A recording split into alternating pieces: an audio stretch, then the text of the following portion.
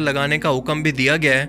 हज के दिनों में शैतान के हर एक अलामती पिलर को 7 कंकरियां मारने का हुक्म दिया गया है। सूरह फातिहा, जिसे कुरान करीम और तौहीद की बुनियाद कहा जाता है, और ये इतनी अहम है कि दिन में 5 मरतबा नमाज पढ़ते वक्त मुसलमान हर रकात के अंदर इसे पढ़ते हैं। और इसके अंदर कुल 7 आयात हैं और 21 हरूफ, जो 7 और 3 का मल्टीपल हैं। 7 साल के बच्चे को हर सूरत नमाज पढ़ाने का हुक्म दिया गया है। जन्नत और जहन्नुम के दरवाजे 7 हैं, इनके 7 दर्जे हैं। सूरह अत-तलाक आयत 12 के अंदर इरशाद होता है कि अल्लाह ने 7 आसमान और इन्हीं के बराबर 7 ज़मीनें बनाई जिसके अंदर इसका हुक्म उतरता है।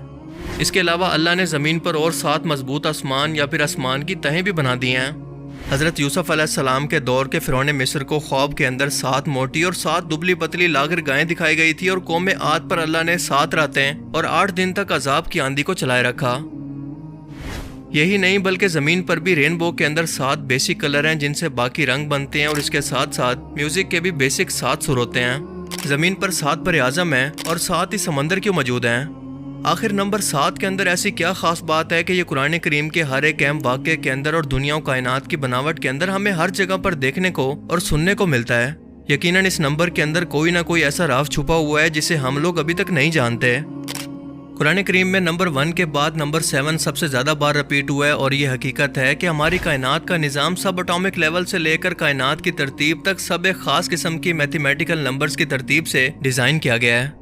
मैथमेटिक्स या नंबर्स इस कायनात की तरतीब की ज़बान है, और हमारी ये कायनात फिबोनाची नंबर्स या गोल्डन रेशो की तरतीब पर बनी है जिसे लियोनार्डो ऑफ पीसा ने मुतारिफ करवाया। और ये तरतीब कुछ ऐसे है कि मिसाल के तौर पर आप एक नंबर का स्क्वायर लें, अब इसके साथ इसी साइज़ का एक दूसरा स्क्वायर जोड़ दें, अब इसके साथ एक 2x2 का स्क्वायर जोड़ दें, अब इसके साथ एक 3x3 का, फिर 5x5 और फिर 8x8 का। अब अगर हम बिल्कुल इसी तरतीब को इसी तरह से बढ़ाते जाएं तो ये ख़ास किस्म की स्पायरल शेप को बनाती है जिसे हम कहते हैं गोल्डन रेशो या फिबोनाची नंबर्स। ये वो तरतीब है जो कि उस वक्त हासिल होती है जब हम एक पिछले नंबर को अगले 2 नंबर्स के अंदर शामिल करते जाएं, और हैरत अंगेज तौर पर पौधों के पत्तों से लेकर फूलों, यानी हर एक पौधे, जानवर और ख़ुद इंसान के जिस्म के अंदर भी बिल्कुल यही तरतीब मौजूद है।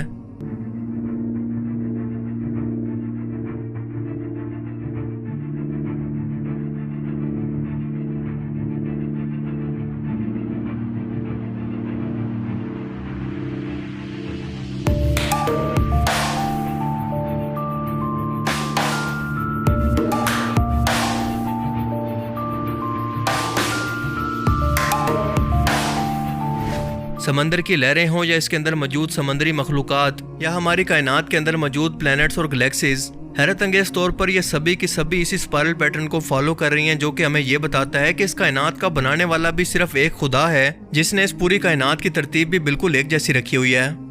ये हमें कायनात के एक खालिक या एक ही सोच का पता देती है। कुछ ही साल पहले इस फार्मूला की मदद से इंसानों ने कायनात की इस हैरत अंगेज तरतीब की खोज की, और इंसानों को अल्लाह की कुदरत की एक अहम तरीन झलक नजर आई कि ये कितने परफेक्ट अंदाज के अंदर सोच समझ कर बनाई गई है, जैसे कोई इंजीनियर एक बिल्डिंग बनाने से पहले इसका पूरा स्ट्रक्चर और इसके नक्शे को बनाता है ताकि ये टिकी रहे। पर हमें आज तक ये नहीं पता कि ये कायनात के अंदर तरतीब मौजूद क्यों है, बस ये पता है कि ये मौजूद है। बिल्कुल ऐसे ही जैसे हम नंबर 7 को इस्लामी तालीमात से लेकर ज़मीन व आसमान की हर एक तरतीब के अंदर देखते हैं, मगर अब तक ये नहीं जानते कि इसके पीछे ख़ास वजह या मैथमेटिकल लॉजिक दरअसल है क्या। आसान अल्फाज में इस्लामिक स्कॉलर्स के लिए और साइंटिस्ट के लिए नंबर 7 आज तक एक मिस्ट्री है, एक पहेली जिसका अब तक किसी के पास कोई जवाब नहीं। शायद अब तक हम इंसानों का दिमाग इतने एडवांस लेवल पर नहीं जा सका कि इसकी गहराई के अंदर उतर सके, पर यकीनन मुस्तकबिल के अंदर हम इंसान इसके मुतालिक कोई ना कोई खोज तो ज़रूर लगा लेंगे, क्योंकि अल्लाह ताला खुद ये चाहता है कि हम इसकी कायनात पर गौर व फिक्र करें और इसकी तरतीब पर गौर करें ताकि इसकी ज़ात को पहचान सकें। इसलिए वो बार बार इंसानों को दावत देता है कि हमने दुनिया और कायनात के निज़ाम के अंदर दिन और रात के बदलने के अंदर निशानियाँ रखी हैं, मगर सिर्फ और सिर्फ अकल वालों के लिए। फिर फरमाता है कि एक नज़र उठाकर इसकी कायनात को देखो तो तुम्हें इसके अंदर कोई खामी नज़र नहीं आएगी, ये बिल्कुल परफेक्ट है, बिल्कुल अल्लाह की ज़ात की तरह। कुरान करीम इल्म के अलावा नंबर्स की तरतीब के लिहाज से भी एक मौजे से कम नहीं है। मिसाल के तौर पर अगर आप पूरे कुरान का मुताला करें तो लफ्ज़ सज़ा 117 बार रिपीट हुआ है, जबकि लफ्ज़ माफ़ी 234 बार। इसी तरह से अल्लाह ताला कुरान करीम के अंदर हज़रत मोहम्मद सल्लल्लाहु अलैहि वसल्लम से कुरान पाक के अंदर फरमाता है कि कहो, ये कहो का लफ्ज़ 332 मरतबा रिपीट हुआ है, यानी 332 टाइम्स, और इसके जवाब में लफ्ज़ उन्होंने कहा भी 332 मरतबा रिपीट हुआ है। حیرت انگیز طور پر لفظ دنیا اور آخرت کی زندگی دونوں 115 مرتبہ رپیٹ ہوئے ہیں۔ شیطان اور فرشتے دونوں کا ذکر پورے قرآن کریم کے اندر 88 یعنی 88 ٹائمز کے اندر ہوا ہے۔ یہ کیسے ممکن ہے؟ جنت اور جہنم دونوں کا ذکر 77 ٹائمز، جبکہ زکوٰۃ اور برکت کے لفظ دونوں 32 مرتبہ یعنی 32 ٹائمز کے اندر رپیٹ ہوئے ہیں۔ یہی نہیں بلکہ موسم بھی، سردی اور گرمی کی صورت دونوں 5 مرتبہ پورے قرآن پاک کے اندر بیان ہوئے ہیں۔